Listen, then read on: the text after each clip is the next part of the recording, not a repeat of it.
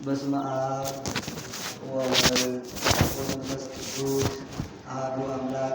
በስመ አብ ወወልድ ወመንፈስ ቅዱስ አሐዱ አምላክ አሜን። ቅድመ ዓለም የነበረ ማዕከለ ዓለም ያለ ይህን የምናየውን ዓለም አሳልፎ ለዘላለም የሚኖር ዘላለማዊ እግዚአብሔር አምላካችን የቸርነትና የምሕረት የይቅርታ ባለቤት ቅዱስ ስሙ ከምድር እስከ አርያም ድረስ የከበረና የተመሰገነ ይሁንልን። እናቱ እናታችን አምላክ ወላዲተ አምላክ ድንግል ማርያም ከቅዱሳን ሁሉ ጋራ ክብርና ምስጋና ይድረሳት።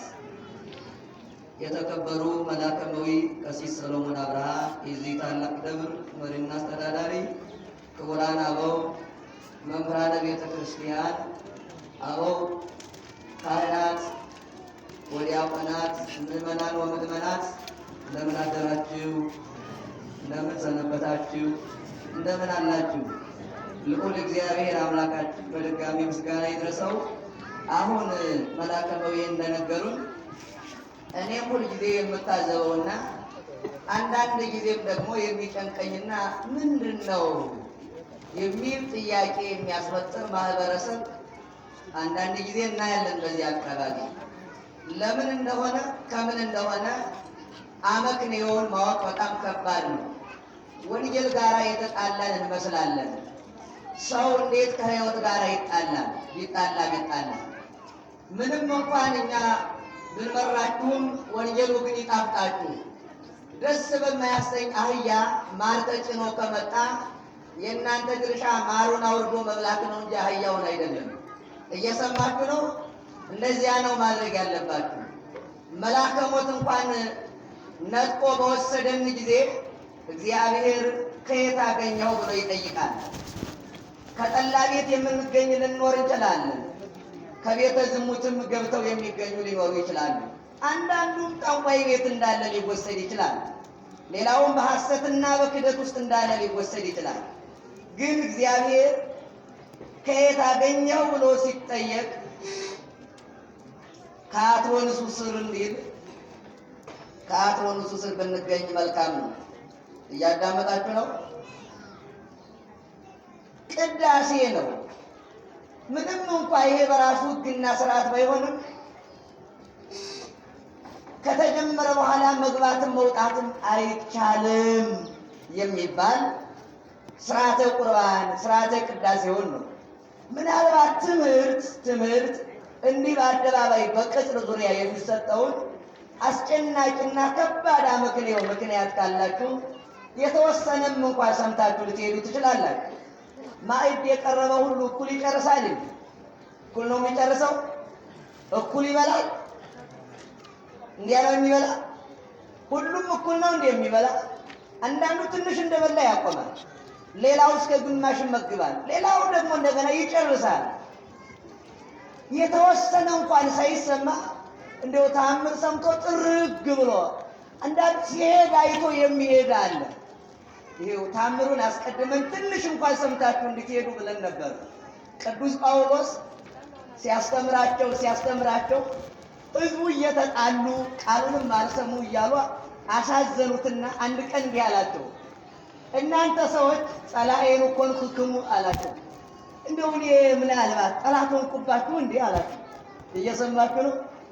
እኔን ስታዩ ጠላት ሆንኩ? እኔ ጳውሎስ ነው ያለሽ ለምንድን ነው እያለ ይጠይቃቸው ነበረ። ደግሞ አንድ ቀን እንዲህ አላቸው፣ ትሰሙ ከሆነ ስሙ፣ በቀረ ወይ በበትር ወይ በፍቅር እመጣለሁኝ። በምን ልምጣ አላቸው። እናንተ በበትር ይሻላችኋል በፍቅር? አረ በበትር ስና ነው የምትሉት እናንተ። በትር ቢሏችሁ የሚታይ በትር እንዳይመስላችሁ፣ የማይታይ በትር አለ። እግዚአብሔርን እንድንሰማ እግዚአብሔር ይፍቀድልን። የትምህርታችን ርዕስ እንደዚህ ነው የሚል ይሆናል። እስቲ በሉ ሁላችሁ እንዴት እንዲህ መውጣት ነው እንደዚህ።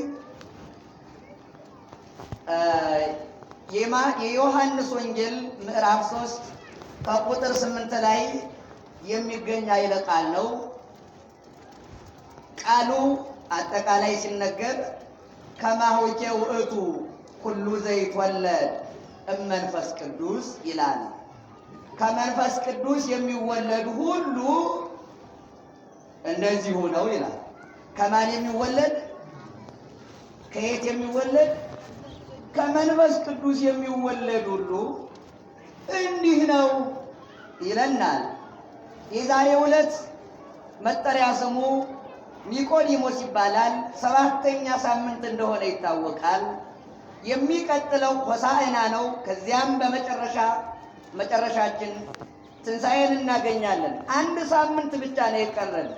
እየሰማችሁ ነው? እስከ ኒቆዲሞስ ይህን እንድናጠናቅቅ ሕማማትን ልናገኝ ማለት ነው። ስለዚህ ዛሬ ኒቆዲሞስ የሚባል አንድ ግለሰብ ግን ሊቅና መምህር የሆነ ደግሞ ትህትና ያለው ትምህርት ወዳጅ። ምንን የሚወድ አልኳችሁ? ሰው ዛሬ እንዴት መውጣት ነበረበት? ቅድም ሲደንቀኝ የነበረው ለዚያ ነው። በተለይ በወንዱ በኩል ያለው ሁሉንም ማለት አይደለም። እሺ ምን እንደነካው እንጃ ተያይዞ ነው የሚሄደው። ተያይዞ ለምንድን ነው ይሄ መሪ ያለ እንዲህ እየጎተተ የሚወስድ አለ? አይታወቅም እኮ እኔ ሰወጣ አይታችሁ ተከተሉ የሚል ማለት ነው። ሲያጨበጭብ አይቶ የሚያጨበጭብ ክርስቲያን አለ አይደል? ዝም ብሎ አንዳንዱ ዝም ብሎ ሲስቅ ሰው ማለት ነው አብሮ ይስቃል። ይስቅ አልገባውም እኮ ዝም ብሎ ነው የሚስቀው ሰውዬ። ሲስቅ ይቆይና መጨረሻ ግን ምን ተብሎ ነው ይላል። ሲስቅ የነበረው ሳቁ ነው ያሳቀው እንጂ ነገሩን አልሰማም። ደግሞ አንዳንዱ ሲሄዱ አይቶ ምንም ስራ የሌለው ሁሉ አብሮ ነግዶ ይሄዳል። እንዴ የእግዚአብሔር ቃል እኮ ከህይወታችን ከፍለን የምንሰጠው አንዱ እኮ ነው። አንዱ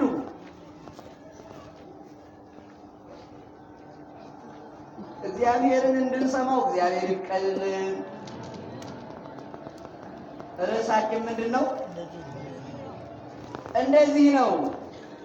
ዛሬ በዕለቱ ይህ ኒቆዲሞስ የሚባል ታላቅ ምሁረ ኦሪትን ጠንቅቆ የተማረ ብሉይ ኪዳንን በሚገባ የተማረ እንደ ሃይማኖት ትንቢተ ነቢያትንና ብሔረ ኦሪትን የነቢያት መጻሕፍትን እና የመሳፍንት መጻሕፍትን እንዲሁም መጻሕፍተ ነገሥታትን ተምሮ ያጠናቀቀ መማር ብቻ ሳይሆን መምህር ሆኖ የሚያስተምር በማስተማር ላይ የነበረ ግን ትምህርት በቃኝ የማይል ሁልጊዜ መማርን የሚወድ ሁልጊዜ መቻልኳችሁ ሁልጊዜ መማር የሚወድ ከእርሱ በላይ ያለ ሰው ካየ ከእርሱ በላይ የሆነ ካየ ሂዶ የሚጠይቅ ሰው ነው። ኒቆዲሞስ በነበረበት ዘመን በእስራኤል ምድር ያን ጊዜ ነበረ። ክርስቶስ ደግሞ በመምህርነትና በአምላክነት በሰውነቱ በዚያ ምድር የተገለጠ። ያን ጊዜ ክርስቶስ በእስራኤል ምድር እየተመላለሰ ሲያስተምር ኒቆዲሞስ የተባለው ሰው ደግሞ የአይሁድ አለቃ ሆኖ አይሁድን የሚመራ ነበር። አለቃ ነው፣ መምህር ነው። ምንድነው አልኳችሁ? እስቲ አለቃ ነው በሉ። የሕዝብ መሪም ነው፣ ደግሞ ዳኛ ነው። ዳኞች እየሰማችሁ ነው? አበው ዳኞች፣ ወጣት ዳኞችም መሪዎቻችን የምታስተዳድሩን የምትመሩን፣ ዳኛም ቃል እግዚአብሔር ይሰማል።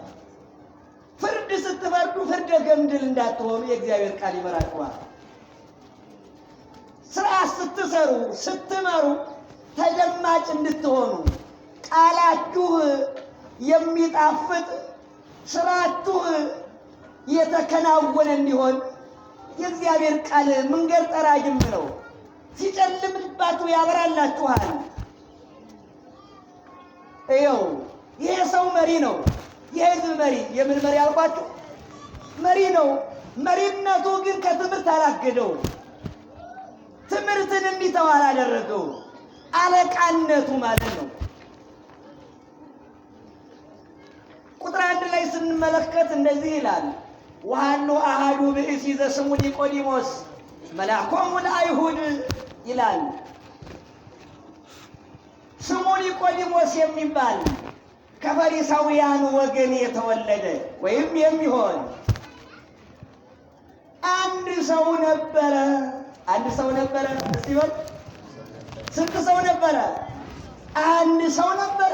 አንድ ሰው አለው። ስሙ ኒቆዲሞስ የሚባል ግን አለቃ። የማን አለቃ? የአይሁድ አለቃ። አይሁድ የጠቢባን ነገድ ጠቢባን ናቸው። የምሁራን ነገድ ምሁራን፣ ብዙ ነቢያት የፈለቁባቸው ብዙ መጻሕፍት ያሏቸው ናቸው። ግን ኒቆዲሞስ መምህራቸው ነበረ። ኒቆዲሞስ ክርስቶስ ሲያስተምር ያየው ነበረ፣ ይሰማው ነበረ። መምህርም ሆኖ ለካ መምህርን ይሰማል። ይኸው የምንተብት የምንኮራ ሰዎች እየሰማችሁ ነው። እንደው አናነብ ብለን አናዳምጥ ብለን ከኔ በላይ የለም የምንል ሰዎች ኒቆዲሞስን ተመልከቱት ለሕይወታችሁ። ኒቆዲሞስ እንደዚህ አላለም። ግን እኮ አለቃ ነው፣ ምሁር ነው። ደግሞ ማንን ይሰማ ነበረ? ክርስቶስን። እስቲ በሉ ክርስቶስን። መምህር ነው በዘመኑ። ክርስቶስ ወንጌልን ይሰብካል፣ ኒቆዲሞስ ኦሪትን ይሰብካል። የሚገርማችሁ ኒቆዲሞስ የብሉይ ኪዳን መምህር ነው። ክርስቶስ ደግሞ እንደገና የብሉይ ኪዳንም መምህር ነው፣ የወንጌልም መምህር ነው። የሁለቱም መምህር ነው። ግን አንድ ቀን ገና ጨለማ ሳለ በሌሊቱ ከሁሉ አስቀድሞ ከየት አስቀድሞ በሌሊት ወደ ጌታችን ወደ ኢየሱስ ክርስቶስ ሄደ። እስቲ በምን ሰዓት እንደሄደ ንገሩኝ። በምን ሰዓት? በሌሊቱ፣ በጨለማው፣ ምድር ሁሉ በጨለመበት ሰዓት፣ አራዊት በሚያስፈሩበት ሰዓት፣ እባብ ጊንጡ በማይታይበት ሰዓት፣ ዘንዶው ጅቡ በማይታይበት ሰዓት፣ በሚያስፈራበት ሰዓት እንዴት በሌሊት ይወጣል ይሄ ሰው? ጥበብ ከባድ ነዋ። ጥበብ ፈላጊ ሰው ነው ይሄ ሰው። ሌሊት ተነሳ። የሚገርማችሁ ከሁሉ አስቀድሞ ነው የተነሳ። ምስጢር አለው። ቀድሞ ተነሳና በሌሊቱ ገና ወደ ክርስቶስ ተራመደ። ሄደና ምን አለው መሰላችሁ? ክርስቶስን መምህር ሆይ እስቲ በሉላችሁ፣ ድገሙት አለው። ከአብ ዘንድ ተልከህ ልታስተምር እንደመጣህ እኮ እናውቃለን አለ። ከየት ተልከህ እንደመጣህ? ከእግዚአብሔር አብ ዘንድ ተልከህ አንተ ልታስተምር እንደመጣህ እናውቃለን። አልቦ ዘይክል ገቢረ አንተ ትገብር፣ ይህንን አንተ የምታደርገውን ነገር ግን ማድረግ የሚቻለው የለም አለ። ይኸው ኒቆዲሞስ ግን ክርስቶስን የወደደበት አንድ ምክንያት አለው። ለምን መሰላችሁ? ዮሐንስ አፈወርቅ ትርጓሜ ወንጌል አለው። ይሄ አራቱን ወንጌል የተረጎመበት የግዕዝ በግዕዝ ትርጓሜ ማለት ነው። እንዲህ ይለዋል ኒቆዲሞስን።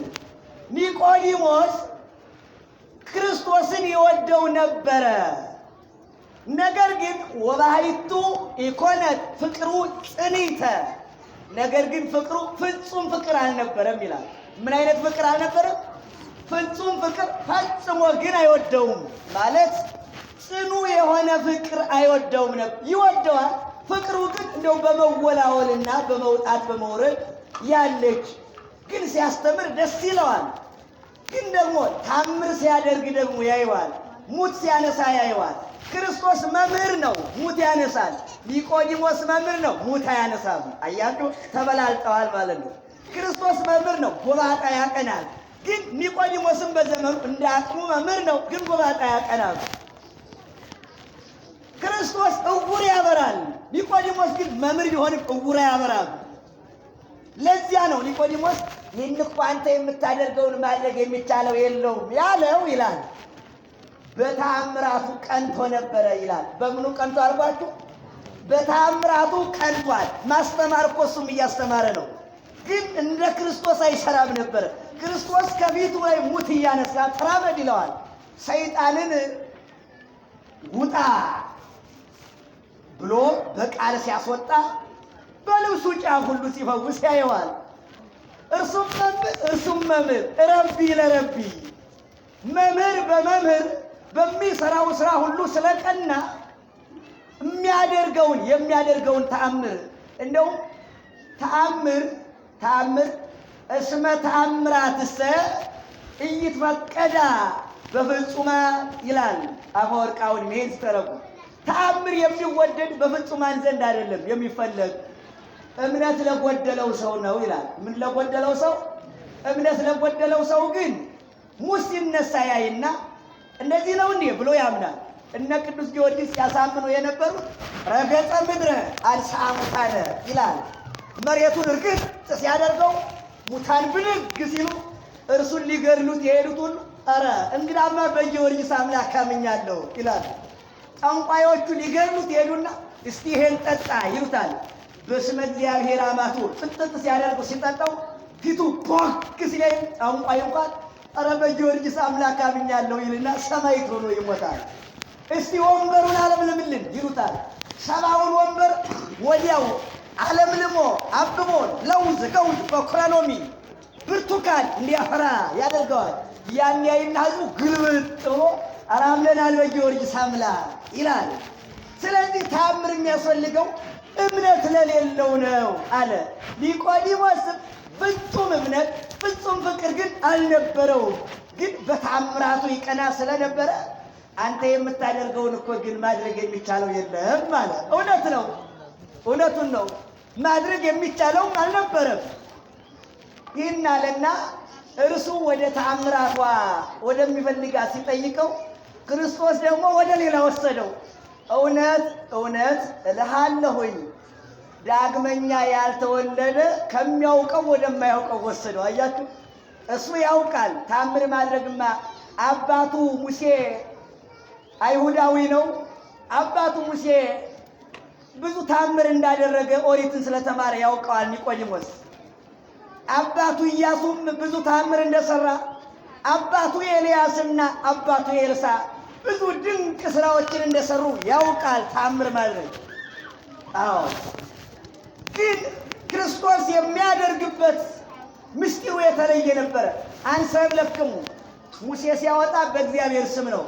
ሙሴ ተአምር ሲያደርግ በእግዚአብሔር ስም፣ ኢያሱ ተአምር ሲያደርግ በእግዚአብሔር ስም፣ ጴጥሮስ ሙት ሲያነሳ በእግዚአብሔር ስም፣ ክርስቶስ ሙት ሲያነሳ ግን እኔ እልሃለሁ ውጣ ነው።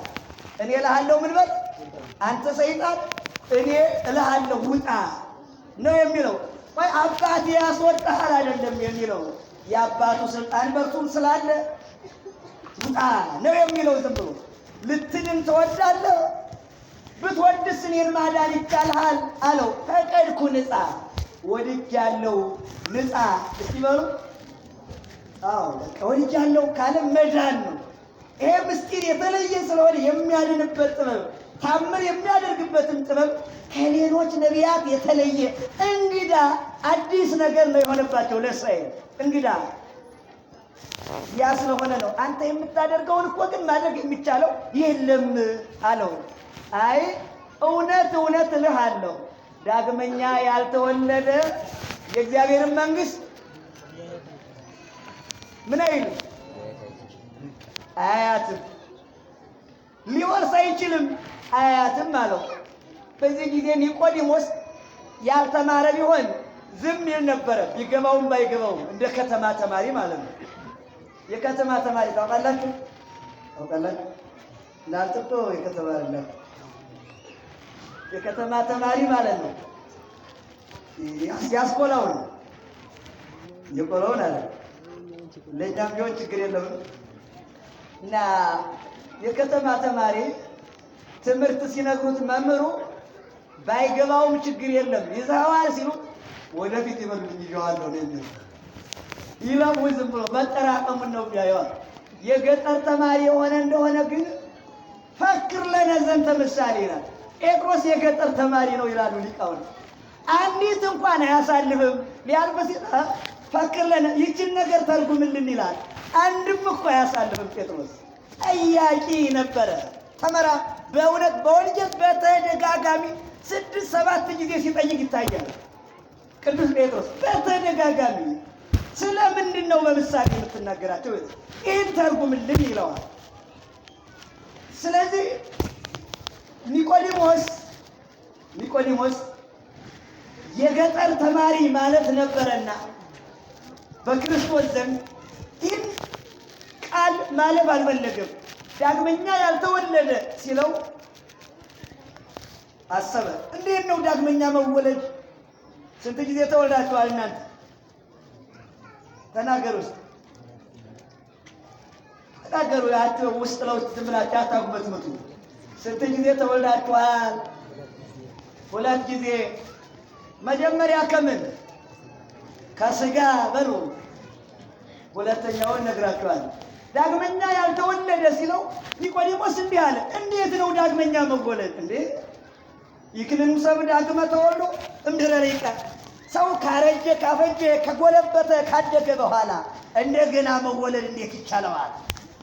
አሱ ደቦል መምህር ጎልማሳ ጠንካራ ሰው ነው ኒቆዲሞስ።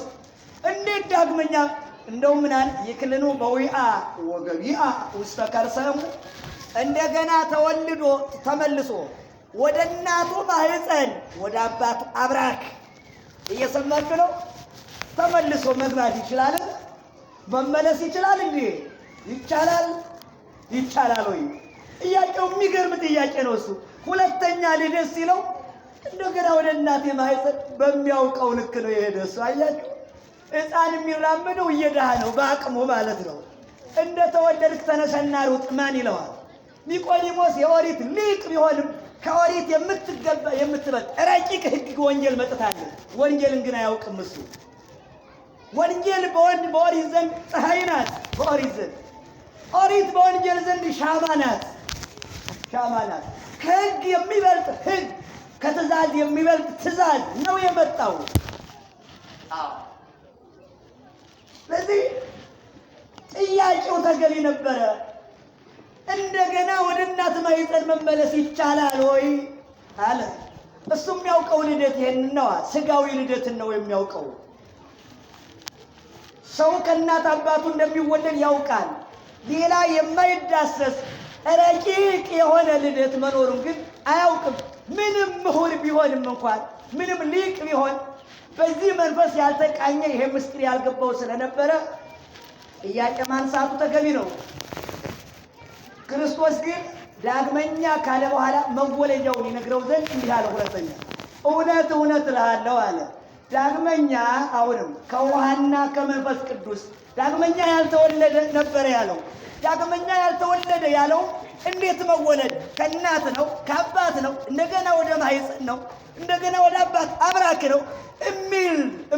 የሚል ጥያቄ አይምሮ ውስጥ ስለተፈጠረ መወለጃውን ነገረው።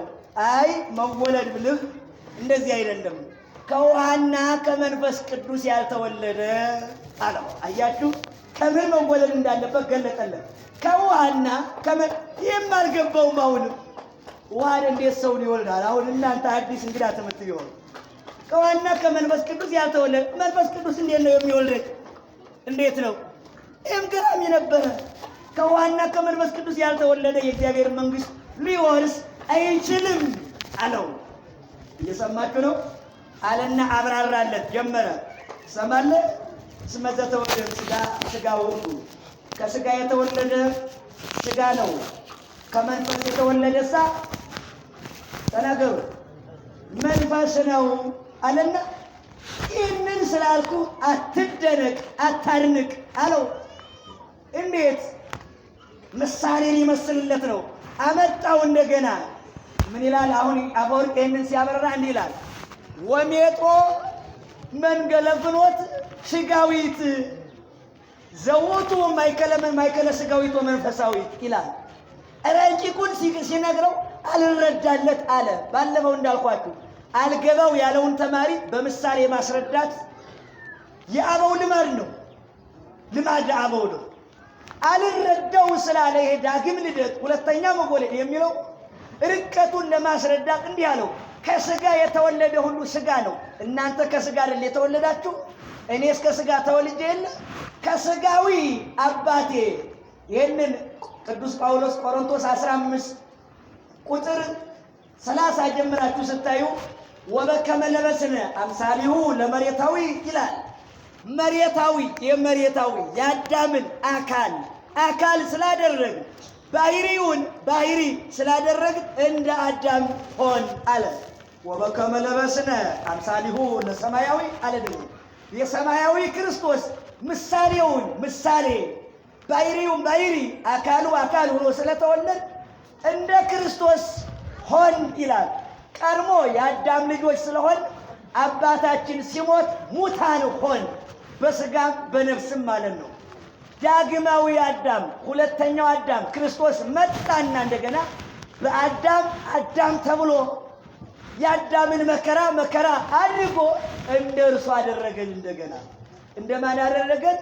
እንደ እርሱ እንደራሱ እርሱን መስለን እንድንኖር እርሱ ክቡር እንደሆነ ክቡራን በጸጋ እንድንሆን፣ እርሱ ንጹሕ እንደሆነ ንጹሐን በጸጋ እንድንሆን፣ እርሱ ቅዱስ እንደሆነ ቅዱሳን በጸጋ እንድንሆን፣ እርሱ ልዑል እንደሆነ ልዑላን በጸጋ እንድንሆን፣ እሱ ንጉሥ እንደሆነ ነገሥት ዘበጸጋ እንድንባል፣ እሱ ሊቀ ካህናት እንደሆነ ካህን ዘበጸጋ እንድንባል፣ እሱ ጌታ እንደሆነ እኛም አጋይስት ዘበጸጋ እንድንባል፣ እርሱ ብርሃን እንደሆነ እኛንም የጸጋ ብርሃን እንድንባል፣ እርሱ ዓለምን ያጣፈጠ ጨው እንደሆነ ዓለምን የምናጣፍጥ ጨው እንድንሆን ይህን ሁሉ አደለን። ይህን ያደለን አምላክ ምስጋና ይድረሰው።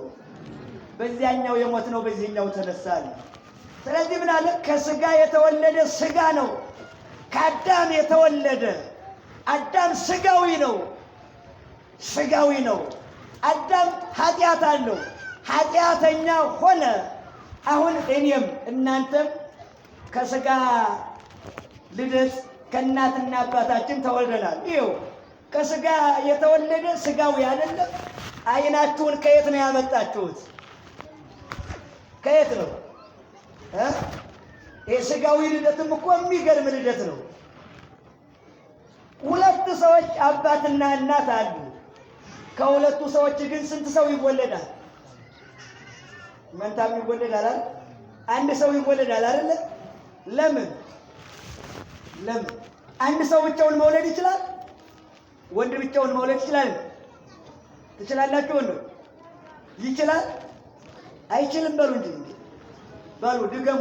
አይችልም። ሴትስ ብቻዋን ትወልዳለች እንዴ? አሁን ወንዱ እየወለደ ነው ስለተባለ ነው በእውነት።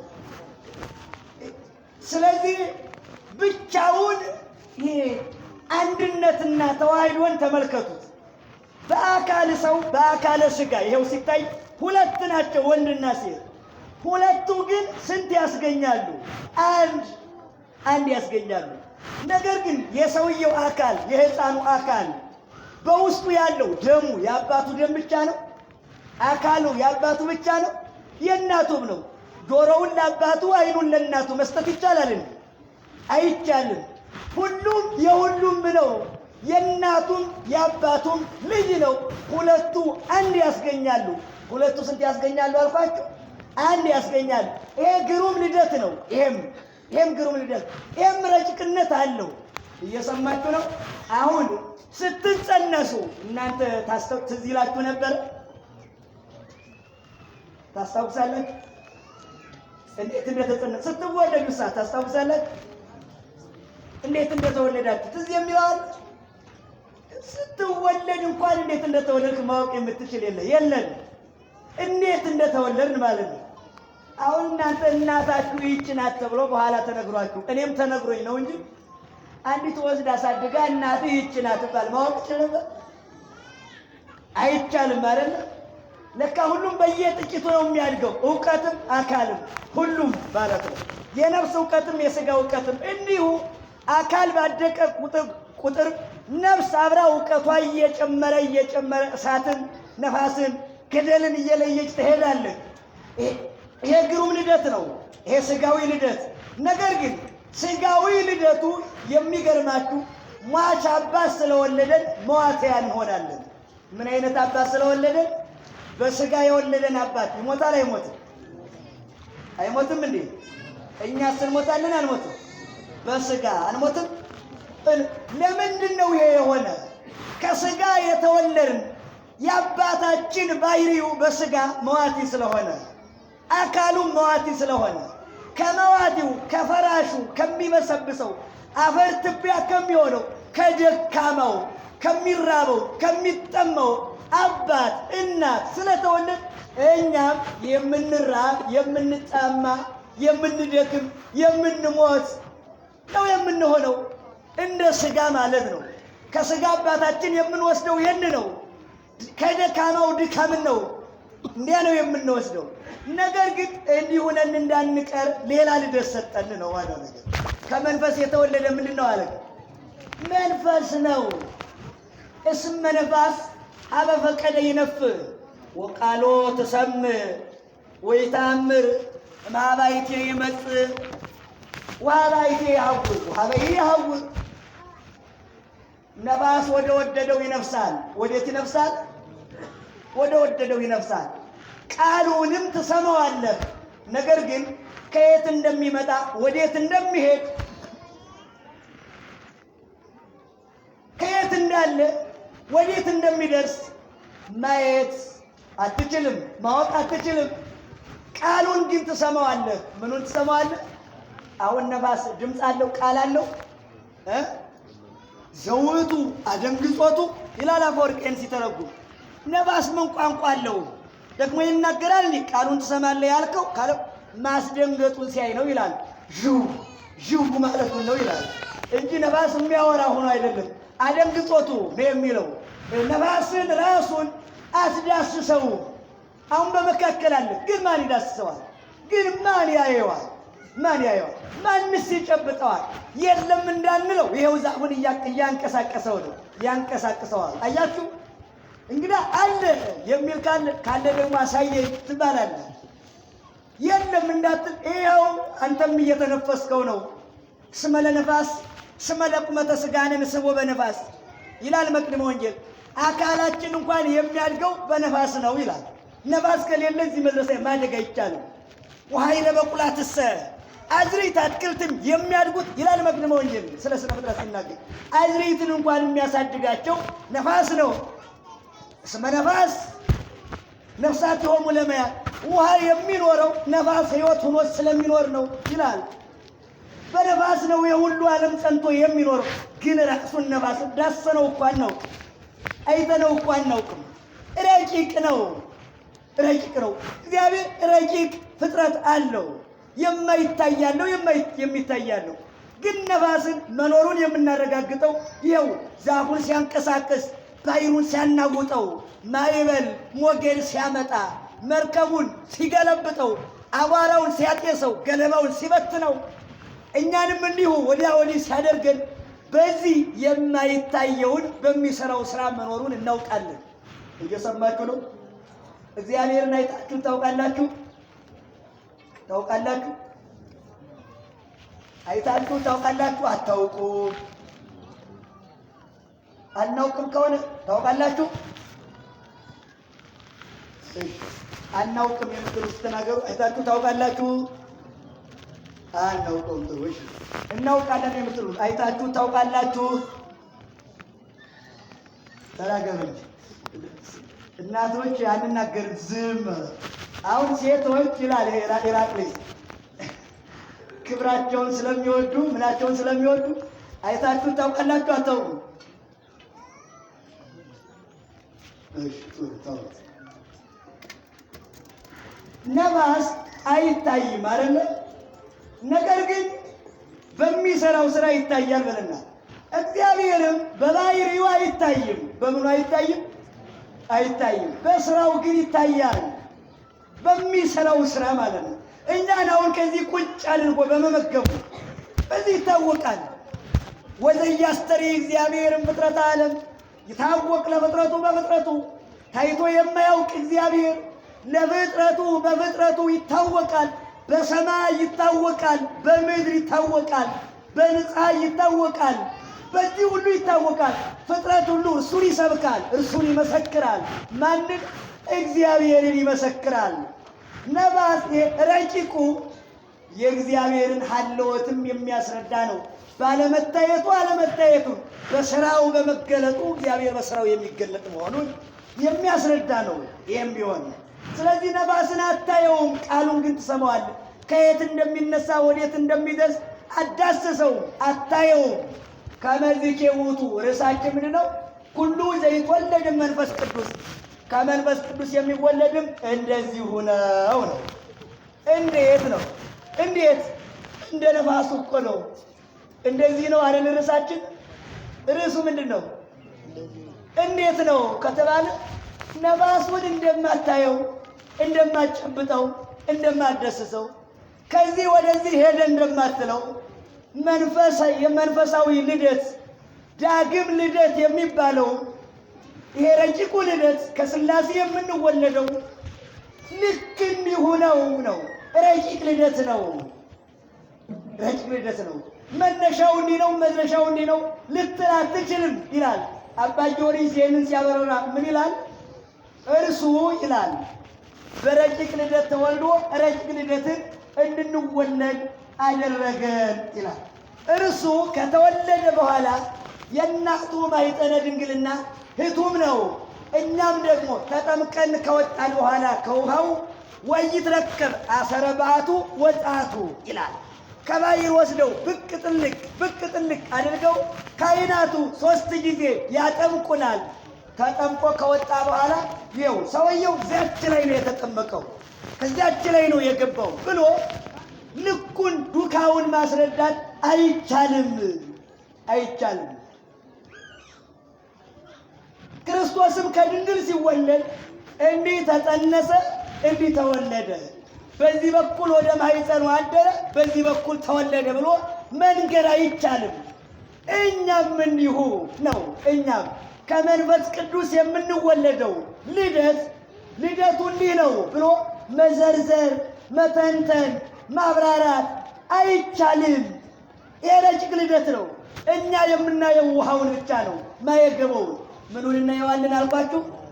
ማየገበው ከዓይኑ ይይዙና አጠምቀከ በአብ አጠምቀከ በወልድ አጠምቀከ በመንፈስ ቅዱስ ይኩን ስምከ ይላሉ። ወልደ ማርያም፣ ወልደ ማን? ወልደ ገብርኤል፣ ወልደ ሚካኤል። አሁን ወልደ ማርያም ይባላል፣ ችግር የለም ይባላል። እየሰማችሁ ነው? ወልደ ማርያም አይባልም፣ የማርያም ልጅ አንድ ብቻ ነው እያሉ ነው ሰዎቹ። ወልደ ማርያም አይባልም የሚሉ ኧረ እኛም የማርያም ልጅ ነን እንዴ አይደላችሁም እንዴ? ችግር የለም እኛም የማርያም ልጆች ነን። እናት ሳትሆን ነው እንዴ ማርያምን ምንምላት? እናታችን ማርያም ወይ እያለ እየጸለየ ሰው እንዴት ወልደ ማርያም አልባልም ይላል? እኛ ወልደ ማርያም ዘበጸጋ እንባላለን። እርሱ ወልደ ማርያም ዘበባሕሪ ይባላል። ለልዑል እመባሕሪው ይላታል እመቤታችን። ለልዑል እመባሕሪው ድንግል ማርያም ለክርስቶስ የምን እናቱ ናት ካላችሁ፣ የባሕሪ እናቱ። እስቲ በሉ የምን እናቱ? እግዚአብሔር አብ የምን አባቱ ነው? የባሕሪ አባቱ። እንዴት የባሕሪ? ባሕሪዋን ባሕሪ አድርጓላ። ስለዚህ የባሕሪ ልጇ ነው። እሷም የባሕሪ እናቱ ናት። አዎ ለእናንተም የሥጋ አባታችሁ የባሕሪ አባታችሁ ነው። የባሕሪ አባታችሁ የእኛ ወልደ ማርያም ስንባል ዘበጸጋ ነው። ዘበጸጋ እስቲ በሉ። ዘበጸጋነቱ ምንድን ነው? የማርያም ልጅ መባላችን ስጦታዊት ናት፣ የተሰጠች ናት። በአማላጅነቷ ስናምን፣ በወላዲት አምላክነቷ ስናምን እኛንም ወልደ ማርያም ይለናል። የእኔ እናት ብቻ ናት አይልማ። የሰማችሁ ነው? ሥጋውን የሰጠ ጌታ፣ ደሙን ጠጡኝ ብሎ የሰጠ ጌታ። እንደው ይሄን ወልደ ማርያም መባልን ይቀና ብላችሁ ነው? ይቀናል እንዴ? አይቀናም። ስለዚህ ስንጠመቅ እንዲህ ብለን ወልደ ማርያም ወልደ ገብርኤል እያለ በጸጋ ወልደ ገብርኤል የምንባለው እኮ ገብርኤል ክብር ይግባውና ሥጋዊ ልደት የሚወልድ ሆኖ አይደለም ነው እንዴ? መላእክት ይወልዳሉ እንዴ? ታዲያ ምንድን ነው? የጸጋ ልጆቻቸውን እንዴ የሰማይ ወልደ ሰማያዊት ስንባል የሁሉም ሰማያዊት የጸጋ ልጆቻቸው ነን። የጻድቃን የጸጋ ልጆች ነን። ከብዙ ዘመን በኋላ በስማቸው ልጅ ተብለን የምንጠራው በጸጋ አባት ስለሚሆኑን ነው። ስለዚህ ረቂቅ ልደት ከመንፈስ ቅዱስ የሚወለዱት ልደት እንዲህ ረቂቅ ነው። ታዲያ ኒቆዲሞስ ዛሬ ይህንን ነው የተማረ። የትኛውን? ይህንን ትምህርት ረቂቁን ልደት። ሰው ከዚህ ከሥላሴ ከውሃ ከመንፈስ ቅዱስ ያልተወለደ አይደል ያለ? ውሃ የተባለ እኮ በውሃ የተመሰለ እግዚአብሔር ወልድ ነው። ስጋውን የለበሰ ማለት ነው። ስጋን የተዋሃደ ስለሆነ መንፈስ ቅዱስ እግዚአብሔር መንፈስ ቅዱስ ነው። የእግዚአብሔር መንግስት አይደል ያለ? እግዚአብሔር አብ ነው። ከሥላሴ ያልተወለደ ማለት ነው። ዋናው ምስጢር ከማን ያልተወለደ? ወለድኩክሙ ዳግመ ወለደነ አይደለ? ዳግመኛ ከውሃና ከመንፈስ ቅዱስ ወለደን። ዳግመኛ ከመንፈስ ቅዱስ ወለደን፣ በመንፈስ ቅዱስ ወለደን ይባላል። አንድ ነገር ልንገራችሁ። ብዙ ጊዜ ረቂቅ ነገር ለመንፈስ ቅዱስ እየተሰጠ ይነገራል አይደለ? መንፈስ ቅዱስ አድሮበታል ገሌ ይባላል። መንፈስ ቅዱስ ርቀት የሆነ ምስጢር ለመንፈስ ቅዱስ ይሰጣል። ብሉይ ኪዳንን ደግሞ ለእግዚአብሔር አብ ይሰጡታል። እግዚአብሔር አብ ይህን አደረገ ይላሉ መጻሕፍት የኦሪቱን። ሐዲስን ደግሞ ለእግዚአብሔር ወልድ ይሰጡታል መጻሕፍት። ደግሞ እንደገና ነገረ ርቀት ረቂቅ ምስጢር ረቂቅ ጥበብን ደግሞ ለመንፈስ ቅዱስ ይሰጡታል። ግን አንዱ በአንዱ የሌለ እንዳይመስላችሁ። አብ የሚሰራው ወልድ የማይሰራው፣ መንፈስ ቅዱስ የማይሰራው ኑሮ እንዳይመስላችሁ። ቃሉን እያዳመጣችሁ ነው። አብ በሚሰራው ሁሉ ማንና ማን አሉ? ወልድና አሉ። ለመንፈስ አድሎ መስጠት የመጻሕፍት ልማድ ነው። በውስጥ ምስጢራቸውም ነው። የመንፈስ ቅዱስ ግብሩ በውስጥ ምስጢር ሕይወት መሆን ነው። በዚህ ሕይወቱን ነው ርቀት የሚሰጠው። የአብ ልብ መሆን የወልድ ቃል መሆን ስለሆነ ሕይወት መሆን ደግሞ እንደገና ርቀትን እኛ በምናውቀው ልክ ነው መጻሕፍት የተገለጡ። እግዚአብሔርም እኮ ራሱን የገለጠ ለእኛ በሚረዳ ነው። ራሱን የገለጠ በማይረዳ አይደለም። ከአይምሯችን በላይ ከእውቀታችን በላይ እንዳይሆን ነው። ከመንፈስ ቅዱስ የሚወለዱት ልደት እንደዚህ ነው። ኒቆዲሞስን ሲያስጨንቀው ያደረው ትምህርት ታዲያ ይሄ ነው። ማሰሪያ አንድ ነገር ልንገራችሁ። ግን ምዕመናን እና ምዕመናት ሕፃናትም እየሰማችሁ ነው ትታችሁታል። ወደ ሰንበት ሄዳችሁ ነው ወደ ቤታችሁ ሄዳችሁ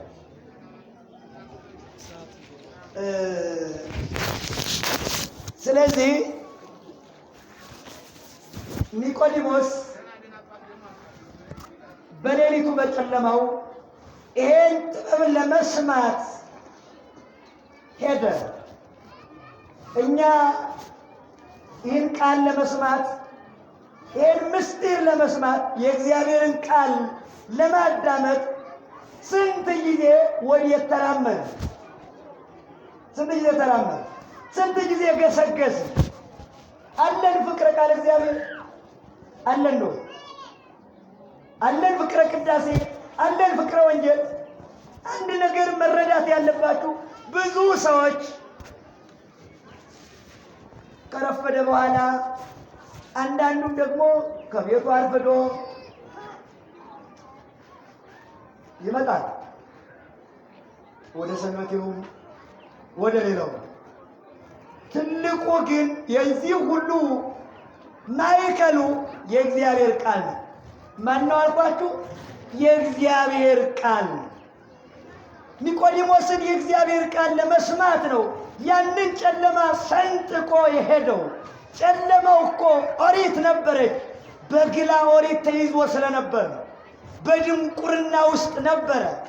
ኦሪት ፍጹም እውቀት አይደለችም፣ ፍጹም ጥበብም አይደለችም፣ ፍጹም የማዳን ሕግ ስርዓትም አልነበረችም። የዚህ ዓለም ጥበብም ኦሪት ማለት ነው። እውቀት እንዳይመስላችሁ። ስጋን ነው የሚያጎለብት፣ ስጋን ነው የሚያገዝ። ስጋዊ እውቀት ባትሆንማ ኒቆዲሞስ ኦሪትን ፈትፍቶ ያውቅ ነበረ። ወንጌልን ግን ተጠማ፣ ወንጌልን ግን ሻተ፣ ፈለገ። ሂዶም ከክርስቶስ ሌሊቱን በሙሉ ሲማር አደረ። እኛ ሌሊታችንም ባክኗል፣ መዓልታችንም ባክኗል። ቀናችንም ሌሊታችንም ኃጢአት በልቶታል፣ ኃጢአት ወርሶታል።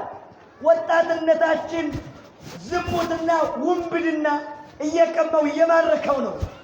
ሀብታችን ስስት ነጥቆናል። እውቀታችን ትዕቢት ነጥቆናል። ስልጣናችን ዘረኝነት ነጥቆታል። የሰማችሁ ነው። ሌሊት ለማህሌት፣ ጠዋት ለኪዳን፣ ሰርክ ለቅዳሴ፣ አንዳንድ ጊዜም ለወንጌል እንፋጠናለን። እየሰማን ነው። እግዚአብሔር ለሁላችንም ማስተዋሉን ያደለን በእውነት። ስለዚህ ምዕመናን እኛ የእግዚአብሔር ልጆች ነን። የማን ልጆች ነን?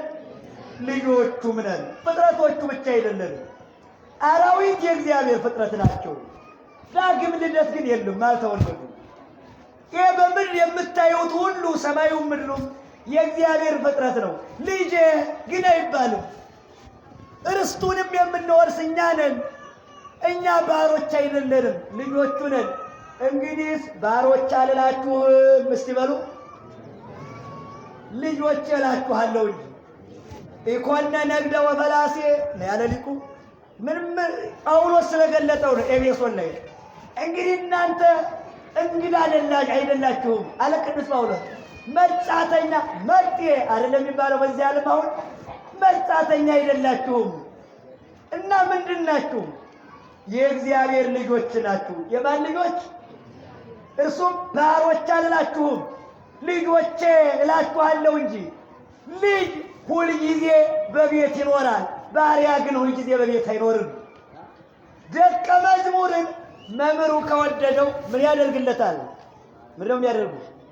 መምህር ሲወድ ምን ያደርጋል? ድጓ ከሆነ መምህሩ የሚያስተምረው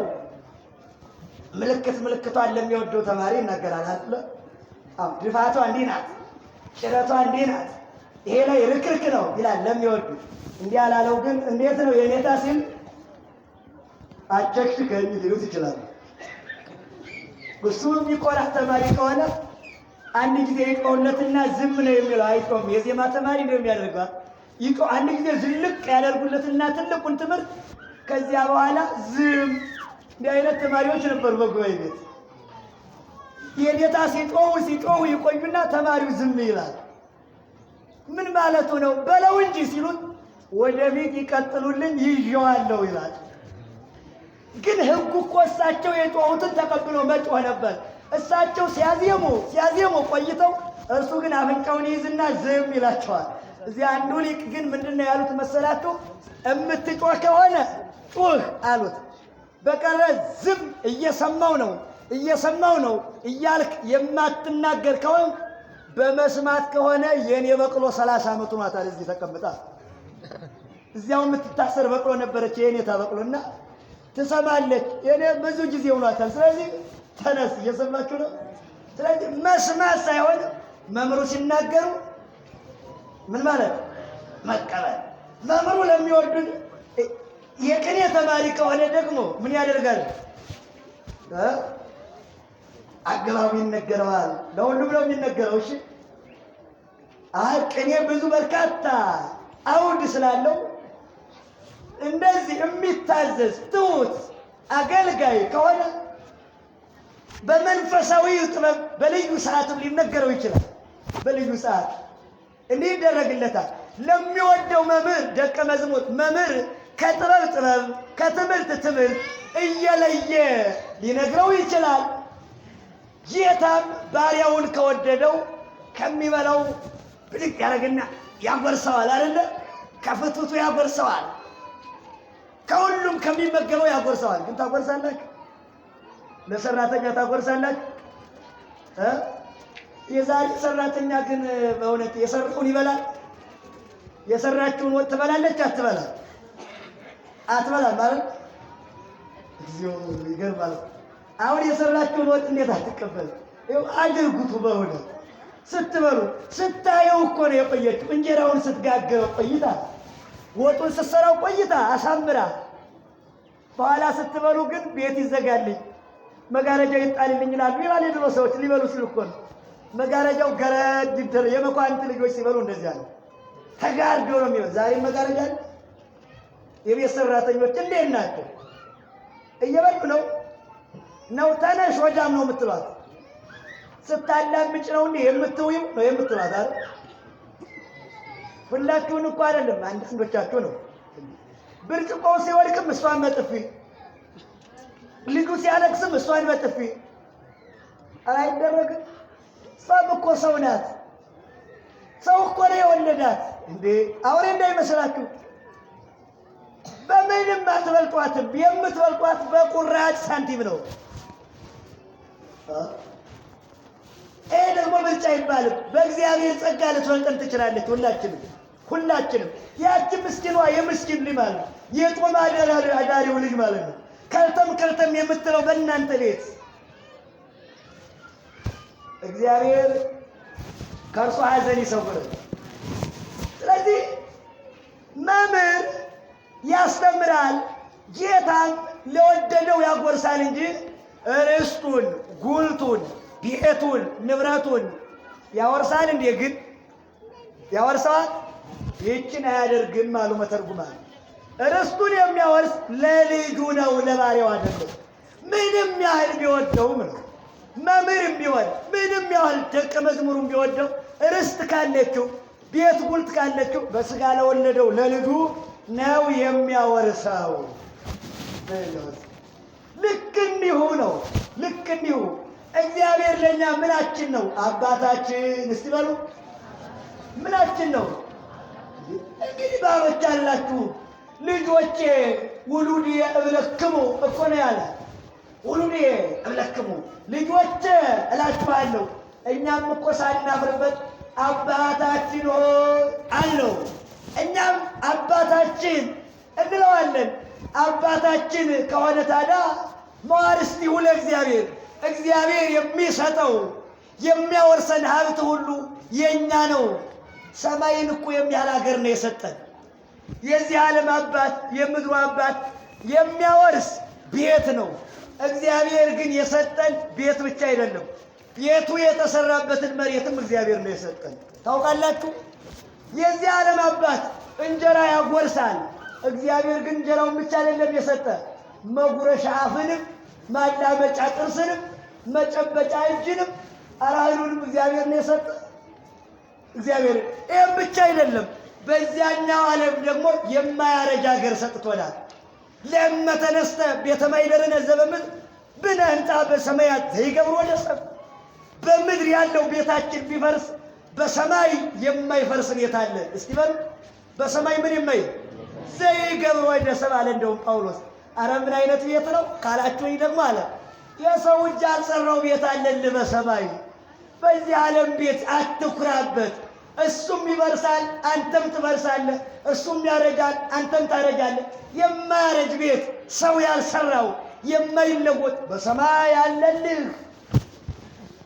እግዚአብሔር ከዚያ ቤት አያውጣን። ርስታችን እግዚአብሔር ነው። ርስታችን መንግሥተ ሰማያት ናት። ርስታችን ቤተ ክርስቲያን ናት። ርስት አንቲ ወስሉት ስምኪ። ርስታችን ድንግል ማርያም ናት። ማናት ርስታችን? ድንግል ማርያም። ርስታችን ይህች ቤተ ክርስቲያን ናት። ቤተ ክርስቲያን ናት። ለምን? አንቀጸ ሰማይ ናታ። የሰማይ ደጅ ናት ይቺ። ከሰማይ ለመድረስ ደጇ ይቺ ናት። ወደ ቤት መግባት የሚቻል በደጅ እንደሆነ ሁሉ ወደ እግዚአብሔር ለመሄድ ወደ መንግሥተ ሰማያትን መግባት ደጇ ይቺ ናት። እየሰማችሁ ነው? ከዚህች ሳይረግጡ ሰማይ ላይ መርገጥ ይቻልም ወዳጅ። ይሄ ነው እርካቡ። ወደ ኮርቻው ለመውጣት እርካብ አለ አይደለ? ወደ መንግሥተ ሰማያት ለመውጣት እርካቧ ይቺ ናት። ወዲያ ማዶ ለመሸገር ድልድይ አለ አይደለ? እንደዚያ ነው። ከመንፈስ ቅዱስ የተወለደ ሁሉ እንዲህ ነው። እንዴት እንደዚህ ረቂቅ ልደት ተወልዶ ለዘላለም በርቀት በረቂቁ ዓለም ከረቂቃኑ መላእክት ጋር ይኖራል። ለዚያ ያብቀን። ሁላችንም ያስተማረን አምላክ ምስጋና ይድረሰው። ይቆየን።